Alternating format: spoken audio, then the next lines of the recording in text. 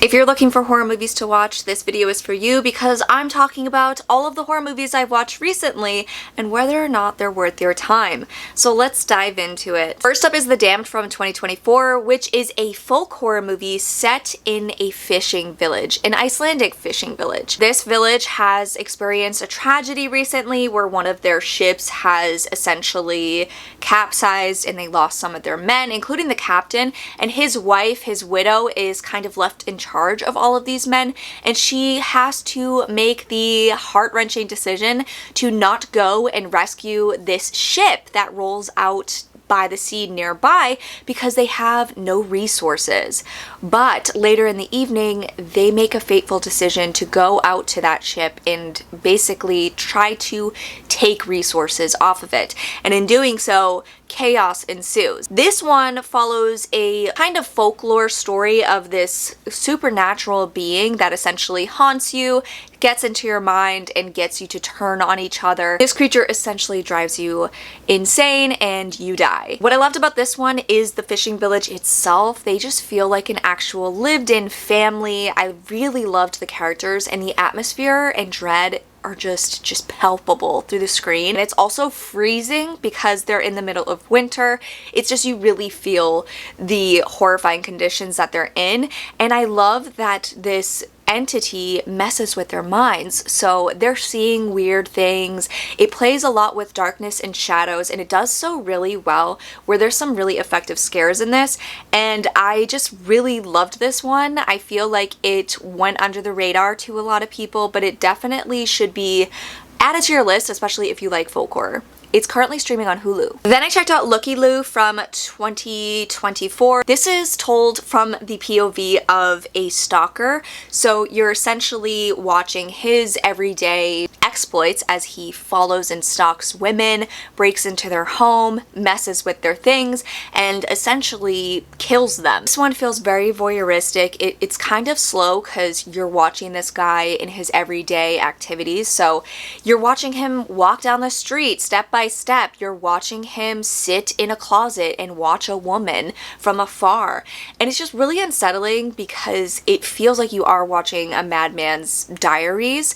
And when you see what he does to these women, it's just upsetting. It's heartbreaking, it's devastating, and it's disturbing because it just feels so real. There's no rhyme or reason to what he's doing. He's just picking out women, and if they have a door unlocked, he can get inside their house. Like, it just shows you how much more paranoid you should be because there could be someone watching you right now. This one is available to rent on Found TV, and I think you can rent it on other platforms as well. But this one was a decent watch. It's kind of got that Poughkeepsie Tapes feel to it, although not as good. Presence from 2024 is the Steven Soderbergh film that is told from the POV of the entity within this house that a new family moves in. So this family is experiencing a lot of drama with each other. So it is definitely more of a family drama with a supernatural twist to it. And there's also a very dark mystery at its core that revolves around the young teenage daughter. You get to see how this entity kind of watches over her and is trying to contact her, and she's the only one that can seemingly sense the presence. So it's a very slow build to a crazy finale, but I thought it was really well done. It's kind of, yes, some might consider it boring and just a little slow, but I felt like there was a lot of tension and dread in the air because you knew something was building up to something. I was really surprised by this one. I think a lot of people were hard on it because the marketing presented it as like a scary haunted house movie, but it's not that. It's more of a family drama with supernatural elements and a really dark, upsetting mystery. So I really liked this one. You can stream it on Hulu. I also saw 28 Years Later from 2025. This is the latest film in the 28 Years Later franchise, and I am kind of meh on this one.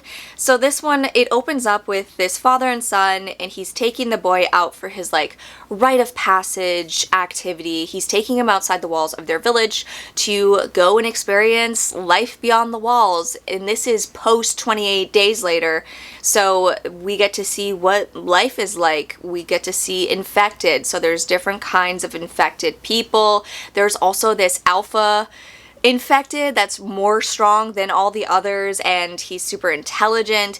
And we get some really great moments between the father and son on this little hunt that they go on together, and when they're returning to their village, some really beautiful cinematography.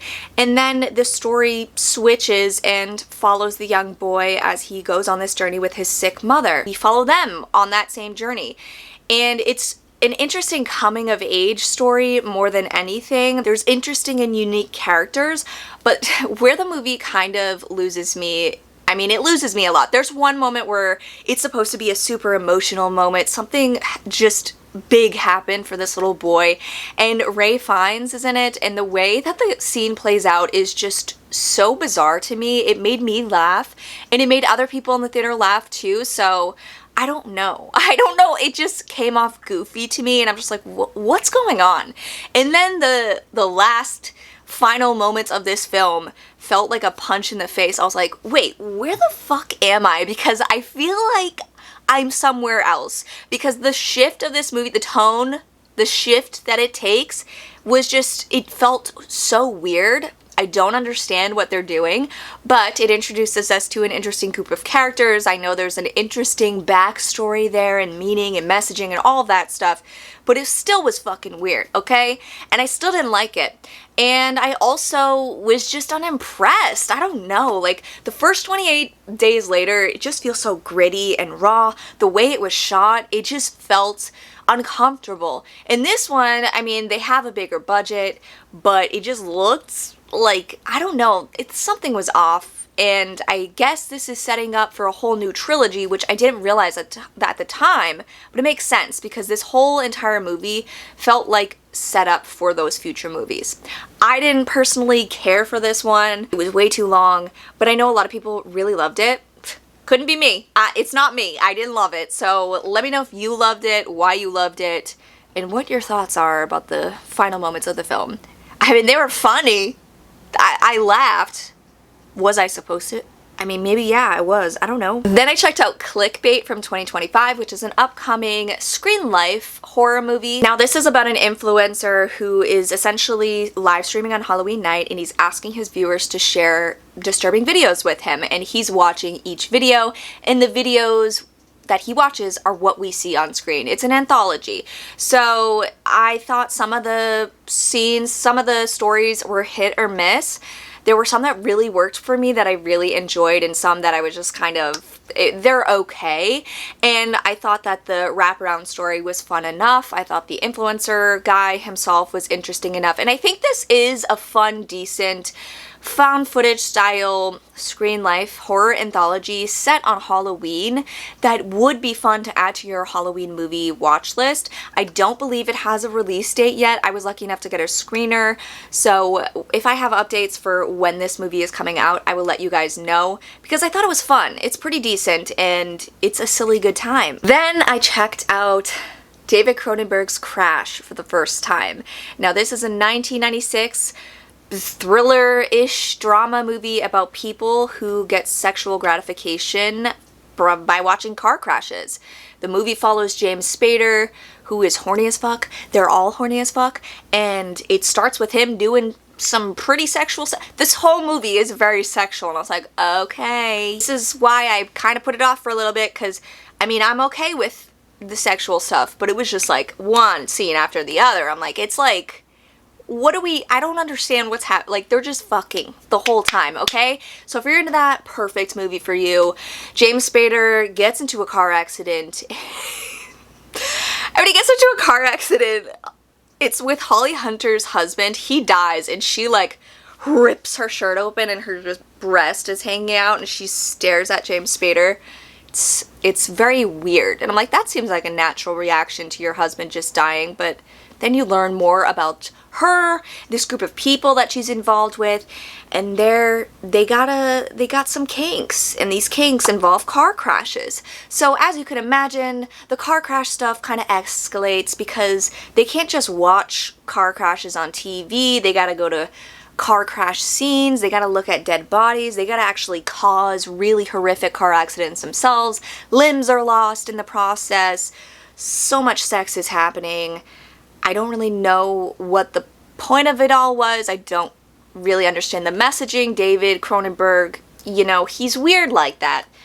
I don't even know, is there a message? I think I was just like, if you need a movie to get you off, this is a good movie, I would say. Then I checked out The Ugly Stepsister from 2025. In this movie, it is as good as everybody is saying, but I have to say, I was expecting this to be incredibly disturbing, disgusting, over the top, gross. So I kind of held off on a while. I thought I had to be in the right mindset. I also thought it's a period piece, so it might be a little slow and boring, and I was wrong. So this is basically a modern retelling of Cinderella, and we're focused on one of the ugly stepsisters, and she essentially destroys herself in order to change herself, her physical appearance, to be worthy of the prince, okay? So we see her get a nose job, we see her do lash extensions that are not like the lash extensions we know today, and there's tapeworms involved. Let me tell you, it gets gross. She's disgusting. Like, she does some nasty things. She's just starving the whole time, and I was starving the whole time watching her be hungry. But I honestly expected it to be a lot grosser. I think I've just seen grosser things. Like, there is body horror in gross moments, but I didn't find it to be too much. And the story itself, it's kind of really interesting. It's a really interesting story about just being okay with yourself and not trying to change yourself for somebody else. Because it just never works, and like, why would you want to change yourself for somebody else, you know? And there's also a moment in this movie where the young girl, she's looking at her body in the mirror, that just hit me so hard, similar to the scene in The Substance where Demi Moore is looking at herself in the mirror, where she's just like literally picking her body apart, and you're like, whoa, this is real. This is like, we've all been there. I feel like if you're a human being, I feel like we've all been self-conscious of ourselves. We've hated parts of ourselves that we're unaccepting of ourselves, and it just makes you think, wow, this is sad. And if you could see that, why can't you be easier on yourself? Just be easier on yourself. We're all human, you know? I don't know. It was just really good. It was also colorful. The music was great. There's really fun characters in this. And I thought it was a really well done retelling of Cinderella, where the stepsisters are kind of likable until this stepsister goes on this dark path where you're kind of like, is she okay mentally? Probably not, okay? Are any of us okay? No, but this movie was very good. I think that if you've been hesitant to it, check it out, because I didn't think it was too gross. It's on Shudder. And I checked out In My Skin from 2002, and this is the definition of weird girl horror. This is about a woman who, she gets a cut on her body at a party, and then she becomes obsessed with consuming her own flesh. She gets like sexual gratification for it, or that's the way it felt. The way the movie is shot, it's very sexual and intimate when she is literally consuming her flesh. She's eating parts of her arm. It's disgusting. And you're like, oh yeah, she's deep in this. And the thing that's crazy is she knows what she's doing is wrong. Like, she hides it from her partner, she hides it from everyone. And there's moments where she like comes to this realization, but she can't stop. It's like her obsession is so strong, and you're watching her kind of spiral out of control into this obsession, and it's scary and sad. It's very upsetting because of the way it's shot. It just feels gritty and gross, and you just want to help this woman. You're like, stop! You're hurting yourself. And yeah, she likes to eat herself. It's gross, okay? This one grossed me out more than The Ugly Stepsister because it felt more real. Like, I could literally just bite a piece of my skin right now if I wanted to. If the urge was strong enough, we could all do it, you know? Have you bitten a piece of your own skin off? Let me know. Let me know in the comments below. Then, because I'm on a Lifetime movie kick, and I checked out the Dollhouse murders from 1992. Now this is based on a book. This is about a young girl who is kind of struggling at home. She decides to go live with her aunt, and her aunt lives in this beautiful but creepy house that used to belong to her parents or grandparents. And when she gets there, the aunt shows her the attic, and there's this really cool dollhouse from her childhood there that's basically a replica of the house, and the dolls inside are her and her grandparents and all that stuff. And then one day, Auntie's like, hey, you know what? One day, someone came into this house and murdered everyone inside it, and they never caught the killer. So just an FYI. I'm gonna leave that there, and then I'm just gonna go make some tea. Do you want some? Like, it's just so random how she mentions it, drops that lore, and then she's like, anywho. And this little girl's like, what the fuck? And then she becomes obsessed with learning more about this story. And so she goes to research and find out more, and then the aunt is like, I can't believe you do that. Well, auntie, I can't believe you would drop that information on a 9-year-old girl and not tell her more information, especially if she's staying in this house with you for like a summer. You know, she's in danger, is she not? One night, the dollhouse, it comes alive. And it is the creepiest shit I have ever seen, because it's like almost like stop motion. They're up in the attic and they hear a crying, and they go, and it's one of the dolls crying in a room in the house that is a replica. It is so I'm getting goosebumps thinking about it, because it's so well done. It's just like, there's something about late 80s, early 90s made for TV movies that just went there, and they were creative, they were dark, and this story itself I thought was interesting because it's a murder mystery wrapped in a supernatural twist. Like, I loved it. It was so damn good. You can watch it on YouTube. Please let me know if you've seen this one or if you've read the book. Fantastic. Then I checked out Amish Witches, the true story of Holmes County. This is another Lifetime movie, and it is a found footage horror story on an Amish community. It's basically that Paranormal Activity Next of Kin movie before it happened. And we're following a group of filmmakers who were invited to follow the lives of these women living in the Amish community, and the head of their family dies, and weird paranormal stuff starts happening, and you learn, hey, they might be witches. So there's a lot there. There's a lot of creepy moments. It's a little slow, but I think they presented this as like a real documentary, and a lot of people were fooled, but you can tell it's fake. And for a Lifetime movie, found footage, witches, horror, yeah, give it to me. And it's pretty decent, okay? Another one, let me know if you've seen this one. I watched this on YouTube as well. You can find a lot of the old Lifetime movies on YouTube. Also, I want to do a video of some of the best ones that I'm slowly making my way through, so if you have recommendations for Lifetime original movies that are horror-based, supernatural-based, please drop them in the comments below. Then I finally checked out Drop from 2025. This is a thriller about a woman who goes on a first date. She starts getting drop messages, or whatever the fuck it's called, airdrop messages to her phone, telling her that basically if she doesn't do what they say, they're gonna kill her kid at home and her sister, and she has to murder her date. This one, it was interesting, but I feel like they show everything in the trailer. It is like every single shot in this movie, everything she says, everything she does, all in the trailer, which just ruins everything. It takes away any moment of surprise.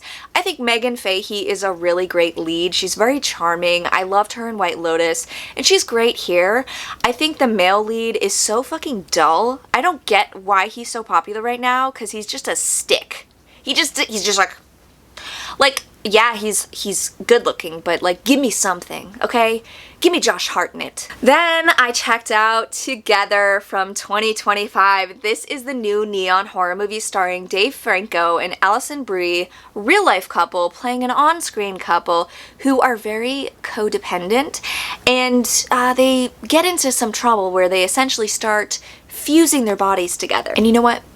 It isn't pretty. It's pretty gross, but also it's funny. Like, this movie was surprisingly funny, and I think because you have two comedic actors that are very comfortable with each other, which just works so well in this movie. They're so close throughout this movie. It feels very intimate, but then there's some really outlandish moments of body horror, and just the way that they're very physical and the way that they're reacting to the situation is just kind of hilarious at times in the right moments.